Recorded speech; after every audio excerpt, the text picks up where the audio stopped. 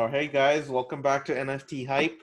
We have Ben Fairbank or Benny Fairbank from RedFox Labs, the creator of those awesome cogs that we all love.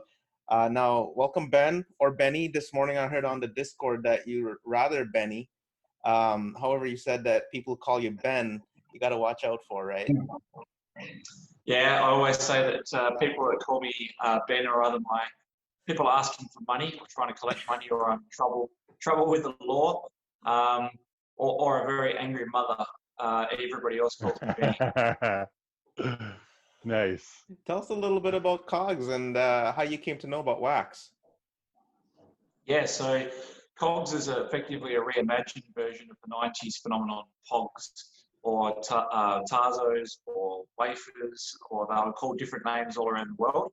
But Pogs actually was a passion orange guava, a type of fruit juice in Hawaii, and you used to get these little lids, like milk lids, with different designs on them, and kids could stack them and then use a heavier disc to flip them over, and whoever can flip them upright would win. And this caused many schoolyard brawls and fights, and many a collection. People would carry around collections in their bags, and I don't know. When I was a kid, you used to get rolled for your shoes, but back in the day, you used to get rolled for your pogs. So when we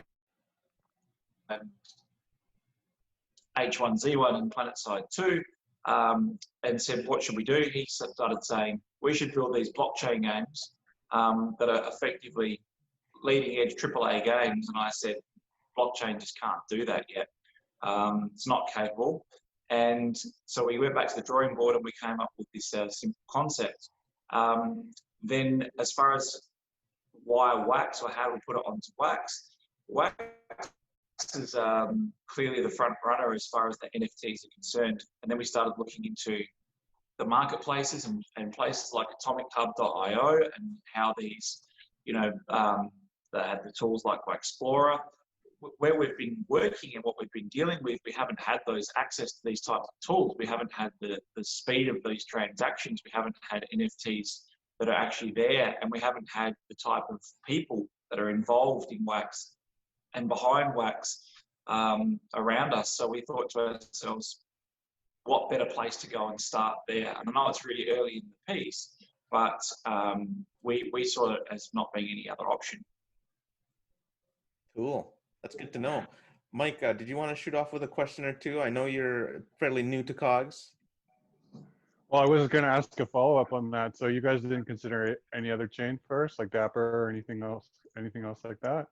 You went straight for wax? Well, we started doing the game. We wanted to make the game 100% on, like 100% logic on chain. So we started building the game 18 months ago on Komodo. Purely based on the fact that we could get it on a mobile version. We were experienced with the technology, so this was like where the game side of things came in. And then as far as like looking at other chains and all the rest of it concerned, we hadn't done that. Our hand was kind of forced, which is a good thing, when it came to the production of the NFTs, and it made us look at the technology, because obviously you go where there is going to be attention, where there is going to be traction, where there is going to be an audience. And, you might say, well, you could have done any type of Ethereum related or ERC related NFT, because you've got OpenSea and you've got these marketplaces. The fact is, the market's so small at the moment, doesn't matter whether you're on OpenSea or wherever you are, you're at the very beginning. So where you've got to go is where transaction costs make sense, where it's easy to build, where you've got your Marvels and your Capcoms and all of these types of people. They don't just sit on boards at companies and say, oh, we're just here for the fun of it. They come across because they say, we think there's something to this movement, and this is the place we've all landed. I don't see them landing in other places. So this is... I agree. Yeah, so it's kind of like...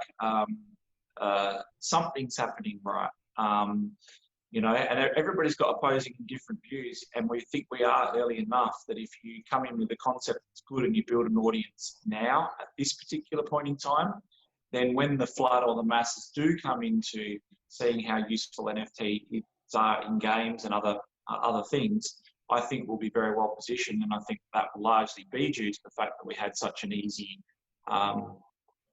on-ramp. Excellent. So I never ever played with Kogs as a kid or Pogs, Yeah.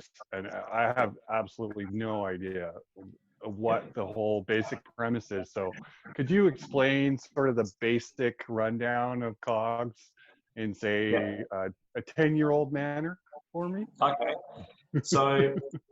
So basically, a 10-year-old version would be, you've got a series of round disc-shaped objects.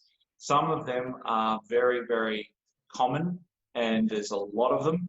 Others, if you've got one of them in your collection, you're kind of the cool kid. You're kind of the person who's the envy of everybody else.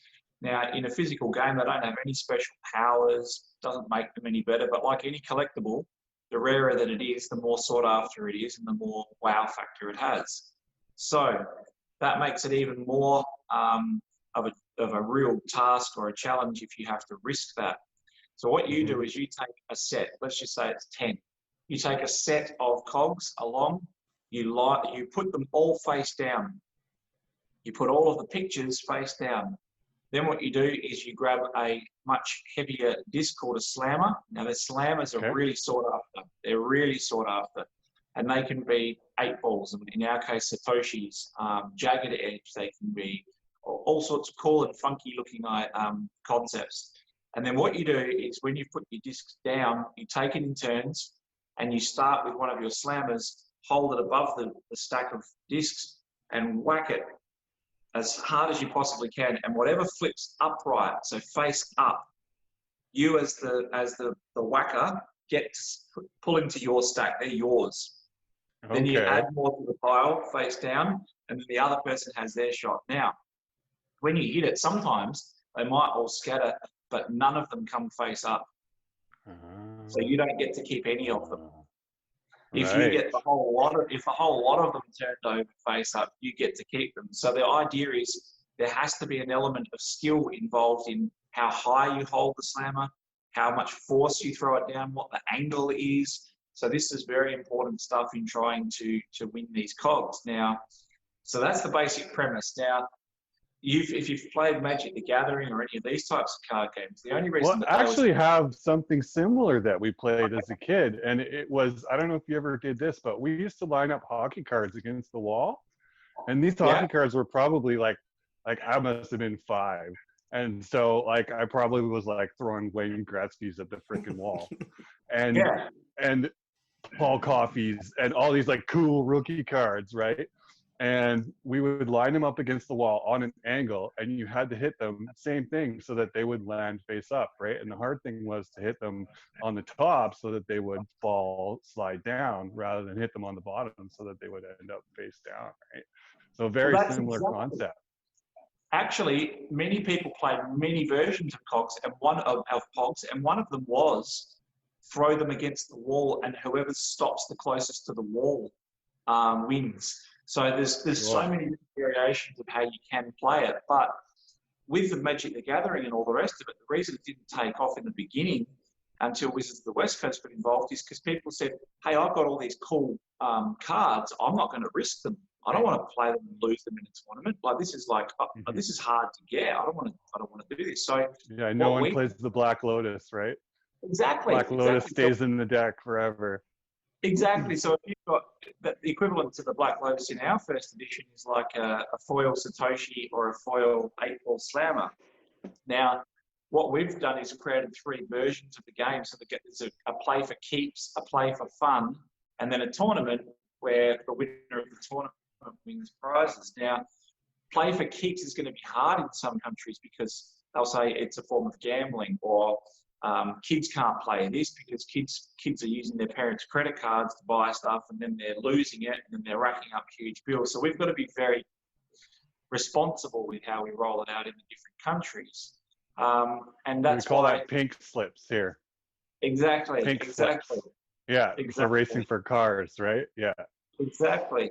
So I'm sure a lot of that's going to go on, especially in Southeast Asia, especially in countries where gambling's illegal. If we say you can't play it, they'll find a way to play it. But VPN.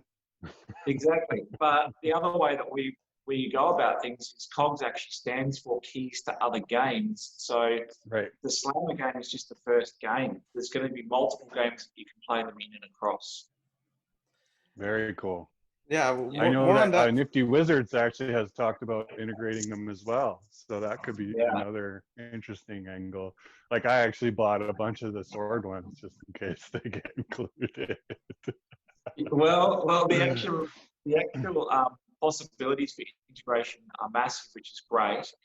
But one of the things that we noticed is that a lot of the games that are on Play Store, for example, they say, A, we don't have a monetization model. B, there's no way to sort of, we just pay server costs and we've got hundreds of thousands of people playing, but we can't afford to keep the servers open. There's no economy. There's no people coming in and trading or playing or tournaments, and we can't get sponsorship. And it's a good game, but we can't, there's nothing we can do.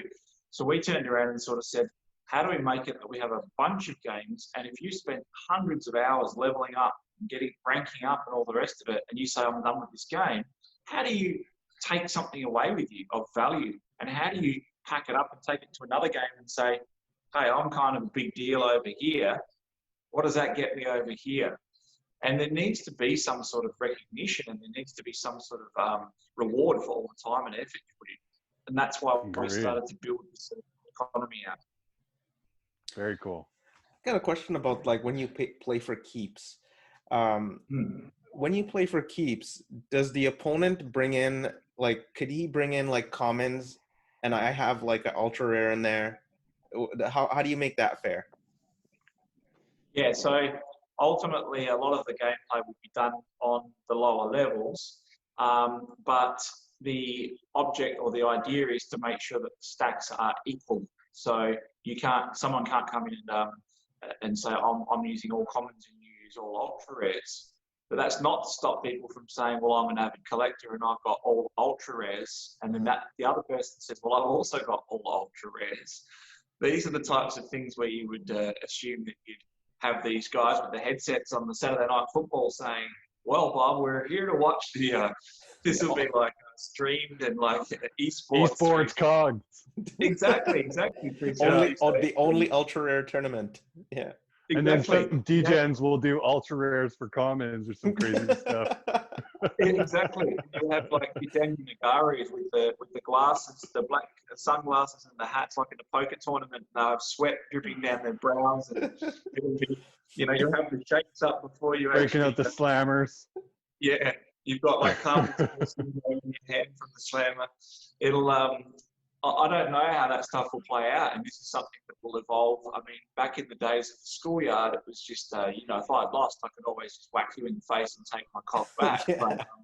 But in the world of the wacky world of the internet and everybody's watching, it'll be super interesting to see how the stuff plays out. But with tournaments, we've already got a partnership with a company that has 1 million monthly average users, and it's a mainstream gaming platform, and it just has lots of idle games and HTML games. And they're just introducing tournaments and prizes. So we've now got a chance to go across and actually take one of our games to be a major tournament game there. Wow. And then what happens is they can win NFTs, come across, and then we're bringing in users, wallet registrations, and people coming in to claim COG prizes. Wow. Yeah, I heard that earlier today, and I thought that was amazing. What do you think about that, Mike? Doesn't that sound cool? It sounds super cool, man. I want to play for pink slips for sure. Well, the cool thing about Kogs is that they've got some really cool art on them too. Like, you should see these things. Do. My favorite is the time traveler, and you can see smoke coming off of his arm there. Like he's coming out of the DeLorean. It's just really cool. Yeah, the cyberpunk ones are rad. I'm obsessed with time travel. Are you? I've actually, I think it's like, out of all the conspiracy theories and weird things in the world, I think time travel, I've seen every time travel movie or documentary or anything. I think it's just a fascinating concept. But right back from the early Twilight Zone episodes, that character is 100%. The first thing I did was collect the series, all the different borders of the Time Traveler. Oh, did you? Not for Nice. Yeah, not for any other reason than the fact that it just resonates and it looks great. Yeah, it does. So what's the deal? What's the deal with all these Easter eggs, Benny? Like all these guys are like staring at Cogs with like 300x zoom. Like, is there a reason for this? Are they crazy? Yeah, well, What's going on it's here? a good question. It's a good question. We've sort of we're much the believers of, like, when I was a kid, they had like Where's Wally. That was about as technical as things got, right? So you'd have a book and it would have a million characters, and then you'd have this one little dude with a red and white striped top. I think he was Canadian or something. Mm-hmm. And what would happen is you'd have to try and find this dude in a million other people, and you'd stare at pictures for hours, and they'd have some sort of fascination about them, and they'd be whimsical, and they'd sort of, it was part of your childhood. Where's Waldo? Where's Waldo is what you're talking about, right? Yeah, hell yeah. Exactly. I remember that. So you'd sort of go, well, when we were kids, you used to stare at stuff. Now, these days, you see a piece of art and you go, unless it's got an explosion in the background or fire or flames bursting out of it, it can't grab people's attention. So we thought not only should the art stand alone and should look good by itself, but we're not big believers in just saying there is Easter eggs. We'd rather just say, someone come back and say, holy crap, you know what? I was staring at something for a while and I noticed that there's a code in there, or that there's a doorway there, or let's just say that people will be discovering stuff in the sets for a very, very long time. But the Easter egg that we did announce and we've been talking about is a series of tasks or trails, and the first one's just started to be cracked now. I noticed that, I think last night someone cracked the first part of it. It leads to, we've explained Bitcoin, a Bitcoin address, Bitcoin. They each lead to different things. Interesting. Yeah, so what you've got to do is go How on the much journey. Bitcoin? How much Bitcoin's in there? It's a significant amount. Okay, that sounds interesting. Mike's gonna buy some The thing Cogs is now. that, Yeah, totally. yeah, I need that account.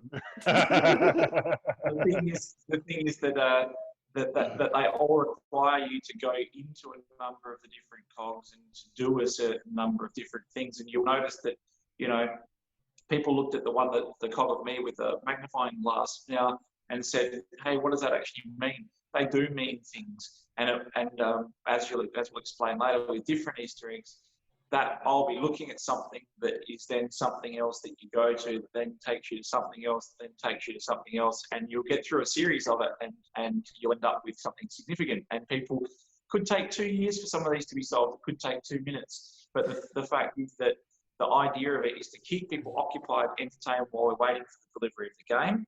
And we want to make this fun to look at for a long, long time. So there is So actually something there, not just a dog chasing its tail. There is something there. Absolutely.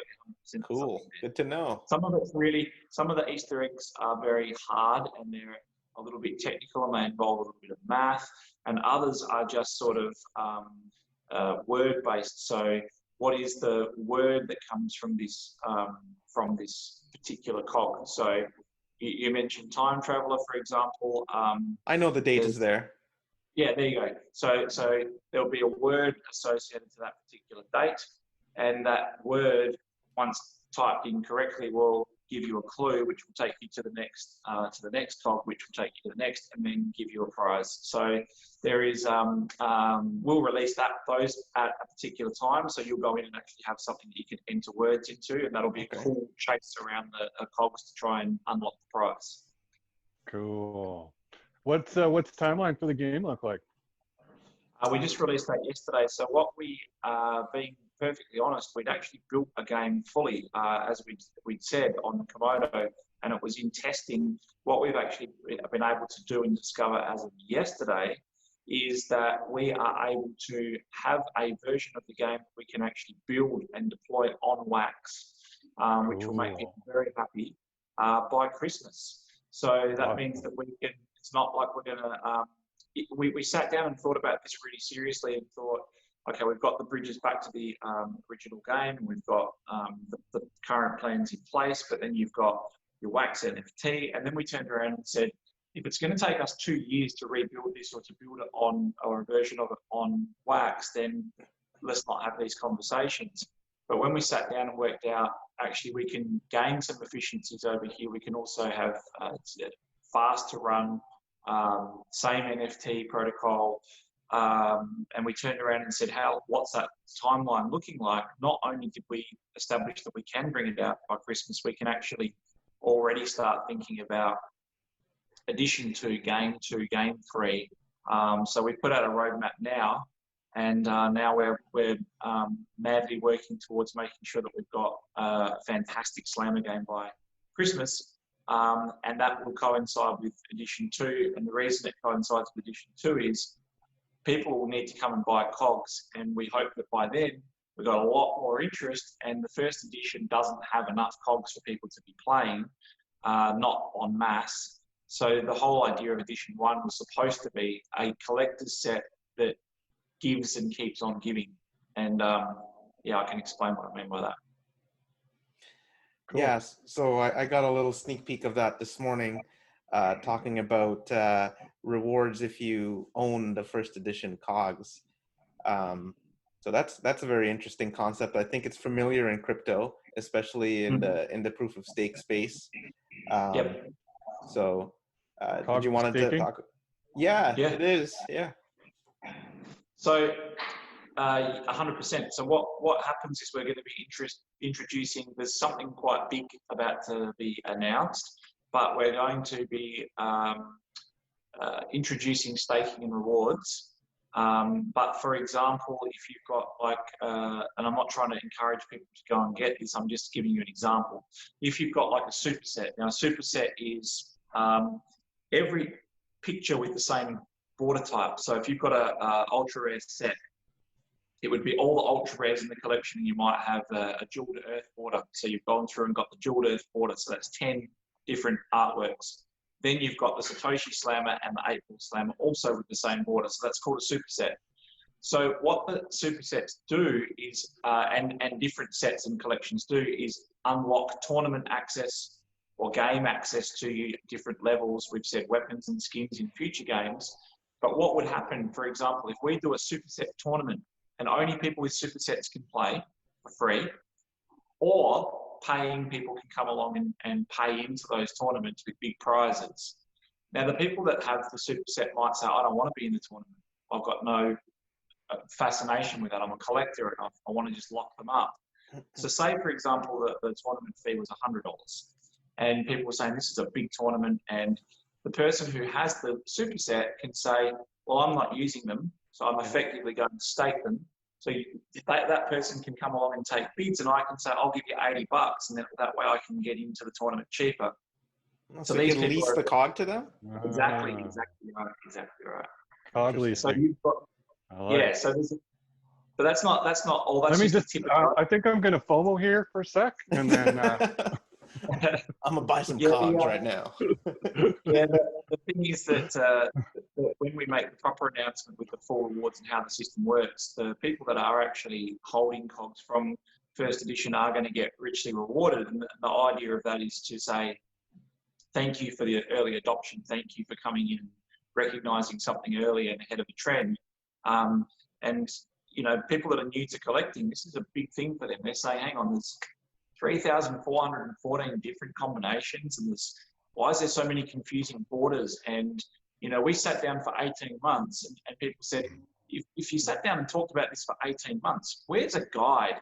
Where's the thing that tells you what a set looks like and how to complete it and all the rest of it? But we sat down with some pretty experienced people, and they said the joy of people understanding what a set is, the joy of people understanding that, jagged edge slammers aren't the cool thing. The cool thing is actually these black and red combination borders that are in commons that are $1,000 each because you can't get them and everybody wants them. Let the public decide what's cool. Let the public decide what has the most value. And for me, coming from a turnaround background, I couldn't understand that concept. I was like, no, you have to go out with a structured thing. A playbook has to be very clear, decisive. Right. This whole going and saying, we've got a really complicated set with a lot of work and effort and thought that's gone into it, but we didn't think about actually explaining the sets in an easy to understand guide. I don't understand that, but now I do. Now I get it. We've got a community of people coming in and saying, what's the significance of a pineapple border, and is it better than a jeweled earth border, and what does it actually do? And there's no answer to that, right? Exactly. So it's a lot of that's personal preference too, right? Exactly. Like just what you like. Exactly. So for example, a foil version of a Bitcoin, so the Bitcoin foils, they're selling for on the market now. The asking price starts at about $500 US. Now, that doesn't have any. It's in the same set of other cogs that are going for $100 for the foil version. So why? Is it because of crypto people? Is it because people think that more crypto people are going to come in and Bitcoin will be sought after? Is it because people love Bitcoin? We never went out there with professing to have all the answers to what would be popular. And I learned a very valuable lesson, and that is build something that looks great and build the quality behind it, and let the people that are using it decide and dictate what has the most intrinsic value. Yeah, like somebody can have a crush on Artemisa, right? And then all of a sudden bid her up. Exactly. So yeah, we've got people we've got a guy in our group that's a great guy, and he's heavily involved in Splinterlands, and he collects moons, and he's got like this massive moon collection. I think he's got about 80 odd moons. Everybody's got a favorite, and everybody's got something they like more than everything else, and that's what they collect. That's cool. You talked about the staking and a couple of the things that you had released today or yesterday on the roadmap. Is there anything else you want to mention about that? Yeah, it's hard to mention a lot more about it without actually making the big announcement. What we're doing is we're just sort of getting all of the infrastructure in place before we go out, because when we do announce this, it's going to cause a little bit of panic, but in a good way, hysteria. And so what we want to do is make sure that we can answer all of the questions, and that we've got places to point people to. Now, when you're going out with border types and collections and sets and all the rest of it, because we did things like the micro set, we've got an egg, a hatching egg, and a fox. It's a micro set within a set. Now people said, well, hang on, one's common and one's uncommon and one's rare. The border types don't match. How do I collect the set? It's so there's certain things you can go out and say they don't need any structure, but an announcement like we're going to make, that's not one of those things that you sort of just throw out and say, let the public decide.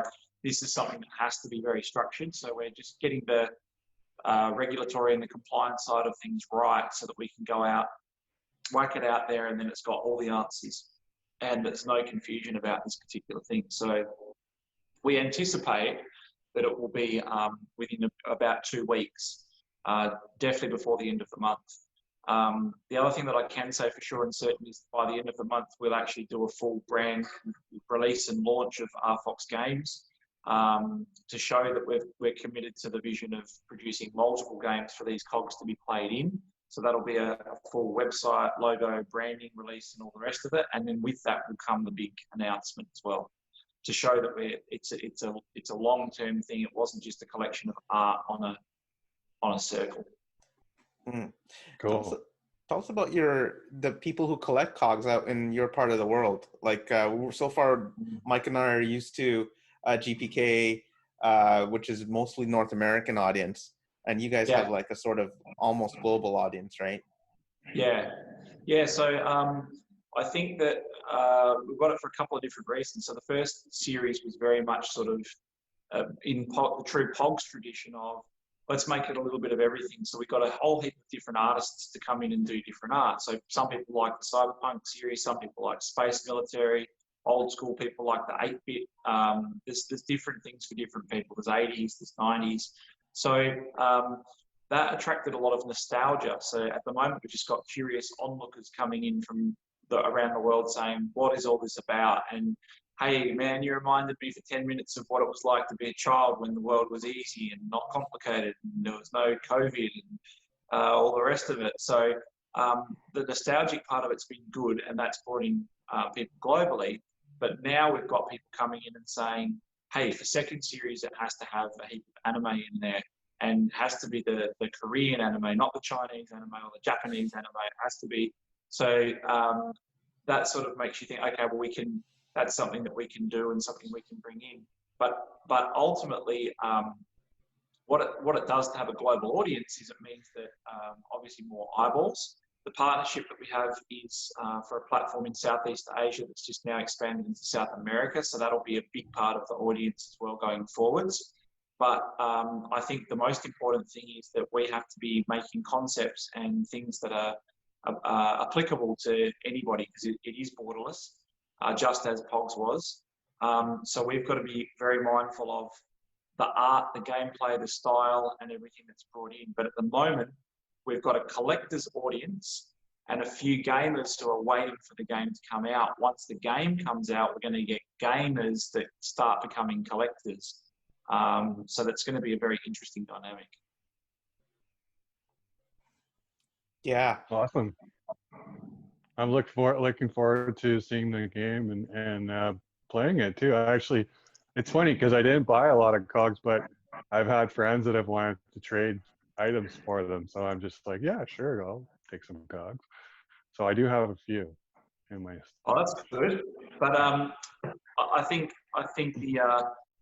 the thing is that with Edition 2 and beyond, the whole idea of it is to be a lot more like Magic the Gathering, meaning that you've got cheaper packs. They're much more accessible, and you can go into a marketplace, and then for a period of, for example, 3 months, I can go into a marketplace and know that Edition 2 is not on some sort of fire sale, and I have to rush and put my credit card and my wax in within an hour. Otherwise, I can never get game pieces and never play.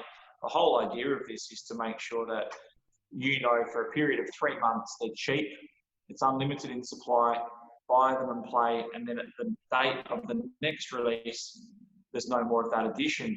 So they'll be cheaper, but your foil Satoshi equivalent, so your Black Lotus type of, or Black Orchid Lotus type of thing, will be more sort of 1 in a million, like it is in the larger collections. The first series was was supposed to be a rare, a limited collector's edition that will be revered for in time as being, this was the quality set that everybody wants to get a piece from. Yeah, this release, like, I think it kind of threw everyone for a loop because, like, we hadn't seen a 3-hour style before, and so a lot of people kind of thought, you know, we're going to have a lot of supply, and then the market's going to suffer. But then all of a sudden, it's like there's only 10 of each of these, or maybe more, but there's not a lot. Like, they're all pretty rare. And it was funny because the first day it seemed like everyone just was kind of just like, what do we do with this? And then there was a bunch of low prices, and then people started scooping, and the next thing you know, it just started going crazy, and everyone's like, what? Like, we thought these things were going to be cheap, and now they're blowing up. Like, what's happening here? And packs started taking off, and so there was quite a lot of excitement around it. Actually, the big stuff up and screw up, as you know, was the pack opening, and that kind of actually has come back and been the biggest blessing that we could have had. Now, it's a cock up, and we don't like that type of stuff. But long story short, the code didn't allow us to be able to open the pack safely. So people started putting up memes of, oh, they've used Namecheap and they've done this and they've done that. We hadn't pointed to the AWS that we were using because the packs wouldn't open, and we thought, we can't let people go across there, try and open it, and be stuck in a loop and can't get their pack open and say what's going on, and the mints going past me. So we saw a very, very heavy influx of money in the first 5 minutes, and we thought, oh my gosh, this thing's going to explode. And if people could have opened their packs, we've been told there was a lot of people sitting on the sidelines with a lot of wax. We know at least 1 or 2 accounts that had more than 100K and were saying, I'm going to scoop up as many as I can get, and said, I'm only buying 3 packs until I can open it and see what it looks like. And because a lot of people hadn't seen the art yet, they were like, I don't even know if there's anything good in here, so I'll wait until I can open it. Had they been able to, I heard. Yeah, I heard a lot of people sat around just kind of going like, do I want to do, like, oh, the pack thing's not working, I'm unsure. Like, so I think it did limit supply quite a bit as For well. sure. A lot of people have given thumbsucks and projections, and you'll never know, but they were saying based on the rate that it opened up and where it could have gone in 3 hours, you should have done closer to 500,000 cogs. Wow. Yeah, I heard that too. But that would have been too many in the market, I reckon. So I think that the market amount that's come out, I think that... What is it, around 200K or so? Sorry? It's about 200K or so? Yeah, yep, right around 200K. So I think what happened is the cog gods turned around and said, you know what, let's keep it how it is. Yeah. Let's keep it at a really good supply, and for some strange reason, it's turned out to be in everybody's favour. Now that people know what the art is, and by the time the second set comes out, there'll be a game ready. I think what you'll see is, as I said, you'll see a lot more demand for the cogs. It'll bring in a much wider audience. And what we'll do at that point is make it much more accessible for people to come in, much cheaper price. And you'll realise from minute one, every future edition, commons are not worth anything. They're not supposed to be worth anything. They're common. They're supposed to be played and lost and traded. And they're like the sock that gets lost in the washing machine every time you dig socks. So no one really... Except for mint number ones, I guess. Yeah. It's not like they're going to be looking around under their bed sheet saying, I'm sure I had a common here somewhere. But the thing is that's how it's supposed to be designed. But then you're going to get this one, like, you know, it's like the best toy that you get in your Lucky Charms packet, and you say, this one's going in the vault. So there'll be that rare nugget that you find that's worth a fortune that everyone's trying to get.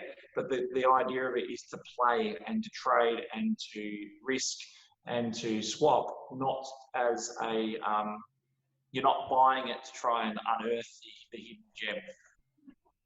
Some people. Do you guys have any marketing plans that they're going to roll out anytime soon? Yes. So that'll very much ramp up towards the game release, and obviously having someone like Art and having a well-known game designer in our den.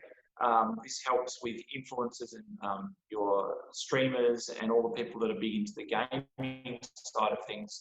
We've been able to get onto a couple of the traditional gaming streamers and say crack a pack, and they've done that. And actually took a couple of boosters on it. One guy got a Satoshi foil booster or something, and it was like it was a perfect timing for it to happen. It looked like you could, wouldn't look like it was engineered or something. It was so cool. Rigged. But most of these, most of these guys will not talk about or stream or do anything until they've got a physical game that they can actually play. So once the game's done and ready for market release, those guys will say, okay, let's crack a pack and now let's use it in the game, and this is how it works, and this is what it does, and this is how it plays out. But they're not going to start talking about and talking up something if there's nothing to see and there's nothing to validate or back it up. That makes sense. That makes sense for sure. Benny, can you talk about you talked about Artlegger a little bit. Can you talk about who he is, and also a bit about your team as well at RedFox Labs? Yeah, sure. So Artlegger's most famous for H1Z1. So it was one of the very early Battle Royale games. So for those people who don't know about it, it's got millions of players and has had over the years. And what happens is you basically parachute into an arena or an area, and it gets smaller and smaller and smaller as time goes on. You've got to make your way in towards the middle and grab weapons, and it's the last man standing. So it's every man for himself. You've gone into a place that gets smaller and smaller, and that's the whole battle royale theme. So he's had a lot of experience and worked for these big gaming companies and designed games for mass for millions and millions of people. So he's got his finger on the pulse. He understands the collectible side. He understands loot boxes and crates and gameplay and mechanics and engagement and levels and rewards. So just an amazing person to have with us. And then we've got the rest of the RedFox Labs team is very much mixed in their skills, because we're a venture builder. We build, we're a DBOT company, so we design, build, operate, and transfer. We come up with a concept and an idea using a funnel system. We then design it, build it, start operating it, and then we transfer it to people that are much better in those particular areas than we could ever be.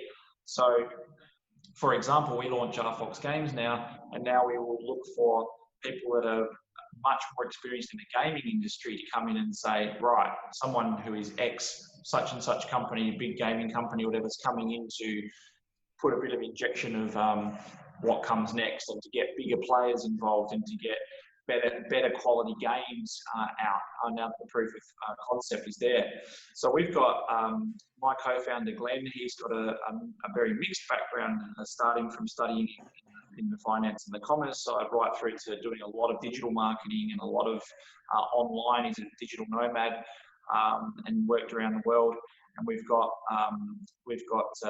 mechatronics and a robotics engineer that's joined us from Austria, and he's been with us for a year working on the game and learning the whole blockchain side of things as well. We've got writers, we've got artists, we've got community managers, we've got people from all around the world that have sort of banded together to sort of say, we believe in this vision and we believe in this idea and we believe in where this is actually going. And now we're getting more and more interest and more people that are wanting to join and hearing about the next projects that are coming out as well. So we've got a fairly strong background in crypto, all of us. We've also got, obviously I'm not very young, a long background in traditional corporates and multinationals as well. So we've got an understanding of where this movement's going to go, where it's going to end up, and what needs to be implemented for that to happen. But we don't profess to be experts in every of the industries that we delve into, but the idea is to get something up, prove the concept, prove that it works, and then bring in the people that are the heavyweights to run those. It's cool. And I actually heard that Ho Chi Minh, which is where your headquarters are at, is a hot kind of spot for innovation and software in Southeast Asia. Yeah.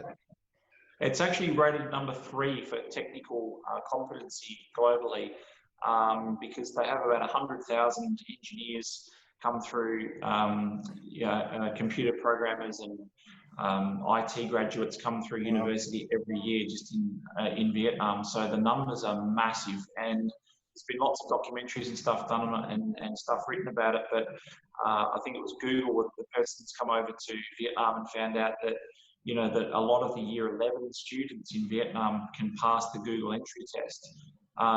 You're talking about... That's crazy. They're in it early. They're obsessed by it.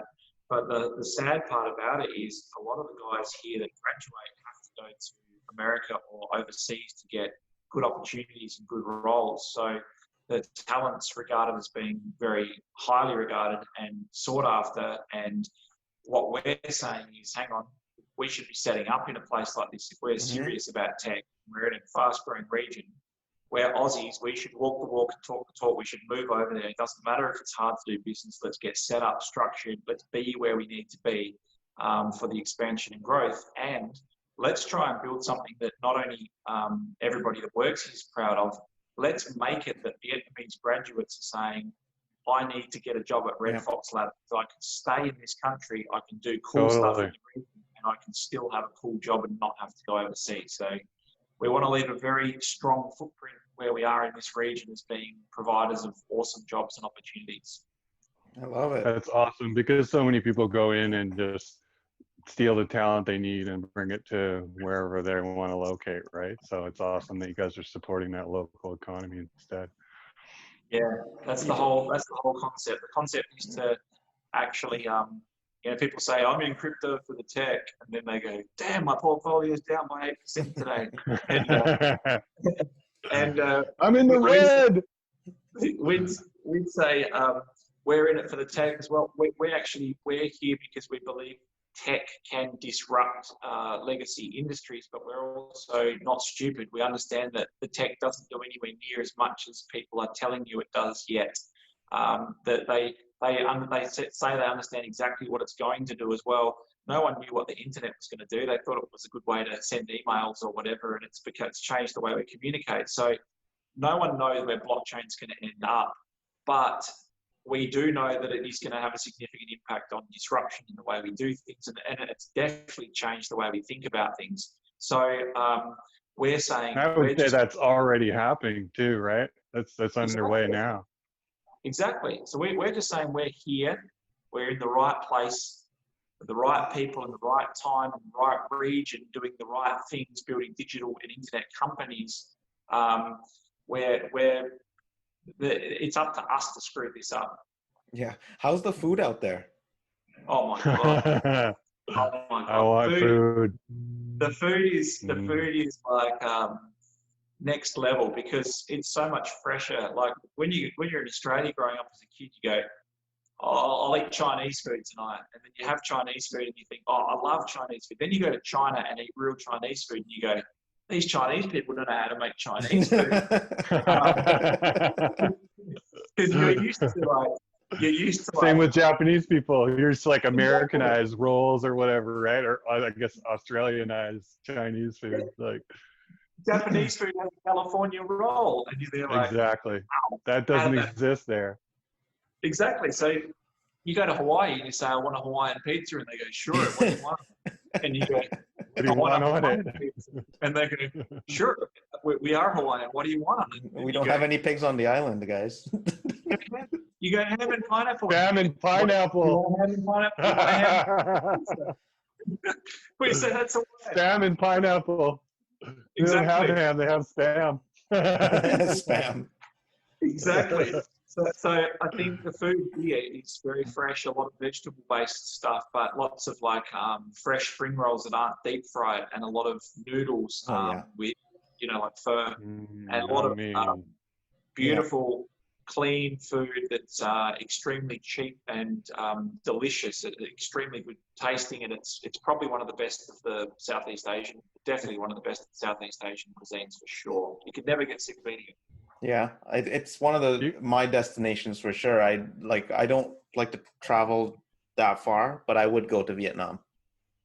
I think now, I started coming here 15 years ago for holidays and stuff like that, and it was always cool and exciting and all the rest of it, but it was kind of a massive culture shock, like so many whizzing motorbikes, which is still the case, and loud noises and smells that you don't understand, and crowded, and now it's really turning into a cosmopolitan.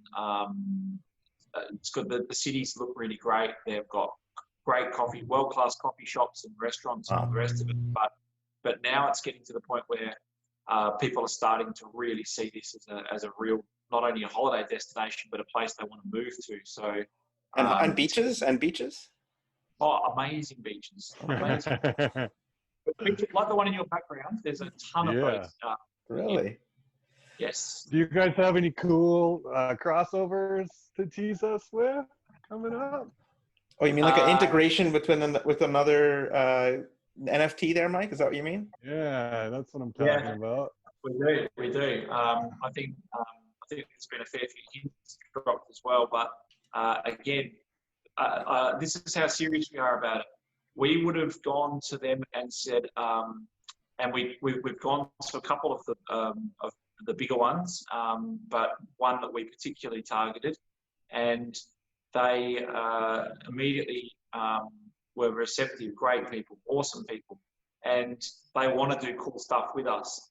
And the great thing about it is, if we were here just for a short time, we would have made something happen before the sale, because it would have brought in more eyeballs, and it would have brought in money, and it would have brought in attention and all the rest of it. But because what we want to do has never been done, and we're talking about the real nesting, we're talking about the putting something inside of an NFT across a chain and being able to then break it open and get it out and use it, but without confusing the hell out of people. And that's why we didn't rush it. I mean, even the pack opening couldn't get done properly. So the thing is, tech's in the early stages. So we've pushed that back and said, let's do it when it's right. Let's do it when it works. And let's make people sit up and say, holy crap, this is not just some sort of like little collectible art set. These guys are actually trying to do stuff that is complicated and a bit mind-boggling. But that's why when we sat down and said we're going to build the first game with 100% logic on chain, the first question people said is why? Games work fine. Why do you need to complicate it and put it on slow, horrible, slow transaction speed, security risks, flawed code? Why do you have to do that? And we said, because we reckon we can. We reckon we can show that it can work on a mobile, and it will unlock other cool sorts of features and technology and all the rest of it along the way. The idea is not to make a game that changes and disrupts all the other games, but look at Bitcoin. Bitcoin isn't a perfect solution to replacing the fiat system, but it's a real in your face of, hey, look, we've created something, you can't stop it, you can't take it down, and yeah, it might be a bit slow, and people might consider it to be expensive, which it's not, but might be a bit slow, might kill legions of small furry animals to create Bitcoins because of all the electricity you're using and all the rest of it, but you can't take it down, you can't stop it, and it challenges the way you think about money. That's a profound statement. So not only that, it challenges money in and of itself. Of course, and we want to come back and say, you guys make awesome games, and World of Warcraft and all these great games, you make awesome games. We are not trying to say that we can do that better than you, but we've got a cool little concept like Bitcoin is to money, of a way to disrupt and to be able to take your stuff wherever you go, and a game can't pull it away from you and just say, we're shutting down World of Warcraft, you've lost 1,000 hours and all your work and all the rest of it, because guess what? They've got a stake in your game, a piece that they can take with them and use somewhere else. And this is extremely important, that we challenge the way that people think. So other people share the same vision as us, and the good part about it is, I don't care if the game's on Ethereum. I don't care if the game's on Qtum. Don't care if the game's on Neo, because this is the most important part. I've said this a million times. If I'm hot and I go down to the local store to buy a fan, and the dude starts telling me about electricity and how currents work and how it gets into the power point and how AC, DC voltage works, I'm going to say, shut the hell up, dude. Give me a fan. Plug it into a wall. Make it cool. I don't care what your blockchain is. I don't give a crap how many, if it's proof of stake or proof of work, or you've got a wallet or a staking mechanism. Just give me something that I can use that's better, faster, and cheaper than what I have, and make it so that I don't waste my time. Give me something back for what the time and effort that I put in, and that's all we're trying to do, is create value. And I think that Wax can do that very well. I was just going to say that. Yeah. Well, Ben, it was awesome having you on. I'm all hyped up for Kogs, and I don't know what you think about it too, Mike. You may become a fan now, right? I think I just bought some. Well, let's just say this: we had two ways of doing this. We can stay around for a long time, and we can do things the right way, and we can build it slowly. And like you asked about, what about the marketing? We want the product to speak for itself. We want people to want to engage and use it. Or we could have gone down the Justin Sun route and said, let's spend $1 million on marketing and hype, and then try and back it up with something down the track. That's not how we want to operate. And I think it's clear that with the type of artwork that we've got and the type of collection that we've got, it would have been a worthy investment to pump a huge amount into marketing and advertising and do this big hoopla. But if you don't have substance to back it up, you don't have a game to attach it to, and you don't have proper ongoing mechanisms, then you're just a collection, and you're going to die no matter how hard you push. I know you really wanted to take Warren Buffett out to lunch and play Kogs with him. He'd probably call it rat poison. Yeah, totally, 100%. And now if you do it now, you benefit Series 1 owners, right? So that's a super bonus for us, which is awesome. And I think that's the biggest thing with the current industry is frustrating that, the bigger corporations don't seem to have as much interest in promoting stuff at the moment, and I'm not sure why that is, but the smaller players are definitely going, and they're doing the work, which is awesome, and that's what we need. Yeah, well, I get told all the time, and I've had this through my career, people will say, you guys are favouring the people that bought into the first edition, or you guys are favouring the people that found it first and all the rest of it. My answer to that is always going to be, yeah, that's exactly what we're doing. We are rewarding the people that took the time and effort to learn it when there wasn't apps to tell you what set collections look like and what they should be and all the rest of it. And the people that we didn't do it with a whole heap of hype, we found a small group of people that thought this is cool and we want to get into this. Why shouldn't they be rewarded? It's part of being an early adopter. So as I always say, there's chess managers and checker managers, people that see everybody as being equal and the same. And then there's the chess managers who understand that people that contribute more, that get involved more, that help more, those people should be rewarded. And that's exactly how we are. We make no apologies for that. Anyone who contributes, gets involved and becomes part of it gets rewarded. And that's how it should be. And those are your early supporters, right? You want to have them be winners, right? Exactly. They're the sneezers. They're the ones that go out and tell everybody else and bring in their friends and bring in and if it's something that they're proud of and they can say, hey, see that little move that you can do on the game? I'm the one who suggested that. Oh, yeah. I'm the one who gave feedback and that got put in. They listen to me. They know who I am. That's a very powerful mechanism to have in place. Very powerful. And if anybody wants to catch up with what Ben and RedFox are doing and make those suggestions, I would suggest that you go on to their Discord as well. Ben, do you have, where can we reach the site? Where can we reach you guys? Yeah, so Discord's the best place to go for 100% sure. We want to try and really focus the longer term gaming community, and that's where gamers are in Discord. So Discord's the place to go. We do a nightly, morning, depends on where you are, 8 p.m. every night, Vietnam time, we do a voice call and we crack packs, we talk about our sets and people come in and ask questions and we give away sneak previews and stuff like that. People say, how come the Discord people get it first? We're looking at doing 2 sessions, one in both time zones because 8 o'clock's very, 6 o'clock in the morning on the west coast over there, I believe. So yeah, I'm sleeping. Yeah, we're looking at doing 2 different time slots, or at least recording it, so that it's so we're working on that method. But that's the way to get us. We want to make sure that everybody's driven to the same place. So we want to make sure that that Discord's the place to catch us. Okay, and how can people reach you on the web so that they can find these channels? Yeah, sure. So there's a Kogs.gg site, and there's about to be what we talked about earlier. There's about to be an RedFox Games proper site and ecosystem and all the rest of it launched. So we're trying to make it a little bit. You have to kind of go here at the moment, but then when RedFox Games launches later this month, it'll be a much more of a whole ecosystem where you can follow us through the websites and all the rest of it. Awesome. Very cool. Yeah, thanks for joining us. Mike, did you have any last things? I think that's it for me. Yeah, thank you for joining us. It was a pleasure to talk to you for sure. And I learned a lot. Thank you very much for having us, guys. Appreciate it. Thanks, Benny. Bye. Thanks, Benny. Thank you.